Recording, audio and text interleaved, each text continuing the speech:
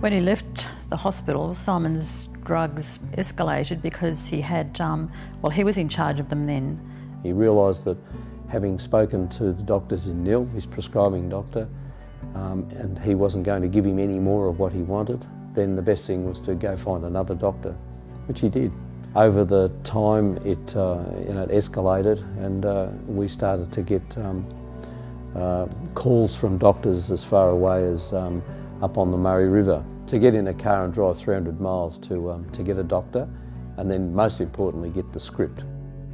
Some of the doctors were aware of it and wouldn't give in to him, but he avoided those doctors, and he became very cunning, as they do, because Simon saw those drugs as his way of getting through a day. There was nothing stopping him. Doctor shopping is a term applied to a phenomenon that involves a person seeing more medical practitioners and obtaining more medication than is deemed necessary to treat any medical condition. Some people have discovered, say after a painful dental procedure, painful back injury, they've gone and got medication themselves from a chemist, and found when they've started taking the codeine that not only does it help as an analgesic, but it gives them energy, it makes them feel better. And then cutting that back, particularly over time, becomes increasingly hard.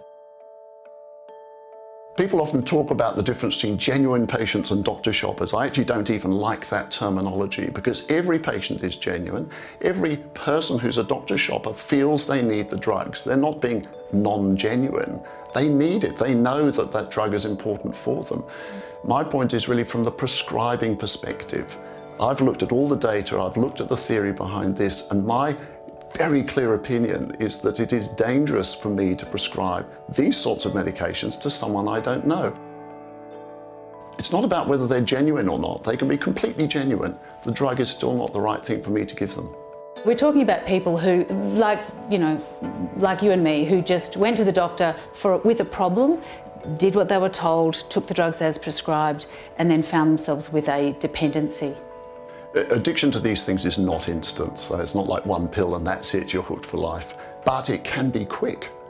So if we talk about the benzodiazepines, things like Valium, Seropax, Xanax, that sort of thing, it can be as little as 10 days to 2 weeks. And I've seen a full-on physical withdrawal syndrome in someone who just took these things for 2 weeks. It's not that common, but it can happen that quickly. If people find that they need a higher dose than they're currently prescribed, because their tolerance has developed and they're not getting the effect anymore, they face either a very dangerous rapid withdrawal, which you really shouldn't do with benzos, or they face I'll go to another doctor, I'll tell them a story. You can be as honest as the day's long, but if you're a drug addict, you're cunning. And it feels bad to do it, but when you're under the grips of an addiction, you don't care.